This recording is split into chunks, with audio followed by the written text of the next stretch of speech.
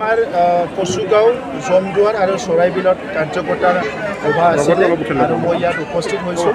মই কচুগাঁৱৰ পৰা আহিলোঁ। কচুগাঁও সমষ্টিৰ ৰাইজে যোৱা BTC নিৰ্বাচনত হাগ্ৰামা মহিলাৰী ডাঙৰীয়াক হাৰাইছিলে আৰু আজি মই যিটো দেখিলোঁ সেই সময়ত যি শক্তি আছিলে ইয়াতকৈ দুগুণ শক্তি মই দেখিবলৈ পাইছোঁ। গতিকে কচুগাঁৱত আমাৰ বহুত বেছি ভোট বাঢ়িব আৰু জমদুৱাৰ সমষ্টিত যোৱাবাৰ BPF-ত ৰেওৰেৱাদা আছিলে, এতিয়া BPF-ৰ ৰেওৰেৱাদা নাই, তেখেত BJP-লৈ আহিল। এতিয়া আমাৰ জিৰণ বসুমতাৰী বিধায়ক তেখেতে জমদুৱাৰৰে হয়।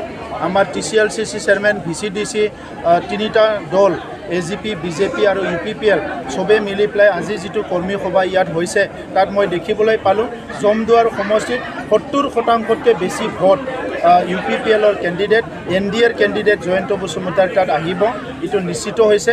গতিকে জমদুৱাৰ সমষ্টিত আমাৰ কৰ্মকৰ্তা কাৰ্যকৰ্তা বহুত উৎফুল্লিত হৈ আছে। আমাৰ আগন্তুক নিৰ্বাচনক লৈ পেলাই 3টা বছৰত যিখিনি উন্নয়ন হৈছে ইটোক লৈ পেলাই সকলো উৎফুল্লিত হৈ আছে, এটা ভাল পৰিৱেশত আছে। গতিকে জমদুৱাৰ সমষ্টিতো বহুত বেছি ভোট এইবাৰ আমাৰ প্ৰাৰ্থীজনে পাব, সেইটো নিশ্চিত। BPF দলে দাবী কৰিছে তেওঁলোকৰ এইবাৰ জয় বুলি নিশ্চিত, আপোনালোকে শাসনত থাকিও তেওঁলোকক একো কৰিব নোৱাৰিব, এই বিষয়ে কি? চাওক, তেখেতসকলৰ কেণ্ডিডেটজনে MCLA হাৰি গৈছিলে, খাম্ফা বৰগোহাঁই ডাঙৰীয়া, আৰু তেখেতসকলৰ ভিতৰতে বহুত কণ্ডল হৈ আছে। এতিয়ালৈকে তেখেতসকলৰ ভিতৰতে ঠিক হ'ব পৰা নাই আৰু সকলো সমষ্টিত হিচাপ কৰি যাওক তেখেতসকলৰ নেতাই নাই এতিয়া সমষ্টিবিলাকত। এজন দুজন আছে, আগতে দাদাগিৰি কৰি মানুহক ভয় খুৱাই দম দি খুটা কম্বল ভাগাই পইচা দি ভোট জিকিছিলে তেখেতসকলে যেতিয়া ক্ষমতাত আছিলে। এতিয়াতো আমাৰ চৰকাৰ আছে, তো আজি ইয়াত কোনো খুটা কম্বলৰ ৰাজনীতি নাই, কোনো দমাদমি ৰাজনীতি নাই, মৰম স্নেহ বিশ্বাস ভাল এটা পৰিৱেশ শান্তি নিৰাপত্তাৰ মাজত BTR-ৰ 35 লাখ জনসাধাৰণ আছে।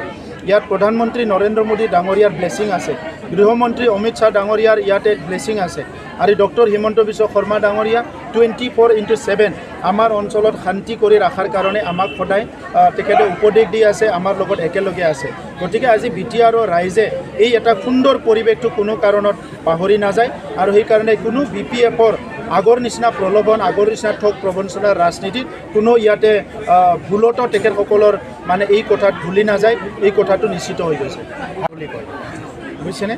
আৰু হিন্দীত এটা আছে মুংগুৰিয়াল কে হাছিন চাপনে, এনেকুৱা বুলি কোৱা হয়। গতিকে বাকীখিনি আপোনালোকে বুজি লওক।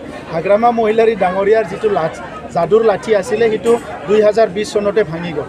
এতিয়া আৰু হাগ্ৰামা মহিলাৰী যাদু ইয়াত নচলে, আৰু ইয়াত আমাৰ যাদু চলিব, আমাৰ কথা চলিব।